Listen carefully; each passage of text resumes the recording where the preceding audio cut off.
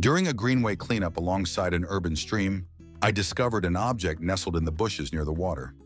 It features a metal handle protruding from it and is relatively heavy for its size, weighing approximately 40 pounds. The only possibility that comes to mind is that it may be an old axle of some kind. Any ideas? That's the remnant of a wagon wheel hub. The holes are where the spokes go. I found this item in a parking lot. The 6 knobs on the right control the smaller knobs on the left and can be secured in the 4 position using a pin. The overall length is 100 millimeters, with a 16-24-60 split among the tip, stem, and knobs. The width measures 32 millimeters with the knobs, 18 millimeters without on the body, 4 millimeters on the stem, and 6 millimeters on the tip. The material appears to be steel, with 1 row of knobs exhibiting a brass color. I am uncertain about the appropriate keywords to use for a Google search. Any ideas what this thing is? This is the Ford Tibby Door Lock Master Decoder tool. It was inadvertently left behind by an individual who was involved in thefts from vehicles at the mall. I found a metallic object at a thrift store in Switzerland. What is its purpose? We intended to use it as a holder for breakfast spoons with jam. The item weighs approximately 20 grams and has a metallic silver finish with some patina. It features a handle inscribed with Chateau de Meursault, which is a French winery that currently has an operational website offering general information and a shop. The logo appears to be the imprinted emblem on the object. Any ideas? It's a wine tasting cup. What is a taste-of-vine cup and why do sommeliers wear it around their neck? Dating back as far as the 15th century, a taste-of-vine is a small, shallow wine-tasting cup, usually silver, that was used by winemakers to evaluate the color and clarity of a wine. Centuries ago, all of this evaluating was done in a dark, candlelit cellar, so the taste-of-vine was designed with indentations in its sides that catch and reflect light, making it possible to see through the wine to check clarity. Taste-vin design varies with the type of wine to be evaluated. A taste-vin with small linear grooves, Gordons, is designed for evaluating white wines. A taste-vin with round indentations, cupules, is for red wines. Sometimes the 2 forms were combined in a single taste-vin. I found this box among the kitchen supplies of a family member who was relocating. It is made of wood and features 2 circular glass panels on its sides, along with a key that can be inserted into the lid. To access the contents, one must slide a hatch located on the side. The lid of the box is marked with the number 12. Inside, there is a rotating mechanism containing 14 cylindrical chambers and a clock on the side that can be wound. The box measures approximately 10 inches in length, 8 inches in width, and 7 inches in height. The names Delbert and Willie are inscribed on the top. I have researched Delbert and Willie, but have not found any relevant information, nor have I located similar items such as a box with a clock or one containing rotating cylinders. The closest match I found is a chronometer, but none resemble this box in terms of size or the clock's placement on the side. Anyone know what this is? It's an old benzing Pigeon racing clock, scientific instrument for pigeon fanciers.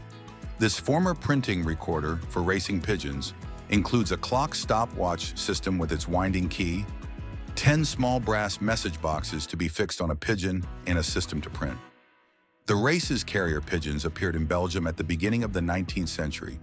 The enthusiasm was such that it spread throughout Europe and then the whole world. The watch industry took part in the development of sport pigeon racing by proposing mechanisms for recording the time of return of pigeons. The term observer was used for a natural person who visually observed the return time of the pigeons using a watch. This finding was then recorded in writing. The development of these devices really began in the 1890s. Many gauges appeared of different brands, and this instrument became essential for the practice of pigeon sport. The craze for this sport became such that the inventors and industrialists of Europe contributed to the development of the clock for more than a century. The printing recorder is a model registered in 1903 for 10 pigeons after that of Mr. Friedrich Ernst Benzing in Germany. Home time is printed on a strip of paper through an inked canvas. I found an unusual rusty trailer featuring a round rebar cage in the storage lot of a local rural campground in Saskatchewan, accompanied by an old pickup truck and a small school bus. Among the three, this trailer is the only one lacking a valid license plate. It appears to have a small work surface or shelf near the tongue end, rubber mats on the floor, and the tires seem to be in good condition. Any ideas what this thing is? This trailer, inspired by Burning Man, was designed to serve as a mobile sound stage during 1 year at the Connect Electronic Music Festival held at Basant Campground in Saskatchewan.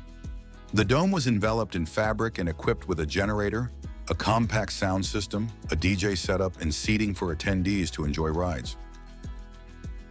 I found small glass tubes, approximately 2 inches in length, filled with liquid beneath a bathroom vanity during remodeling.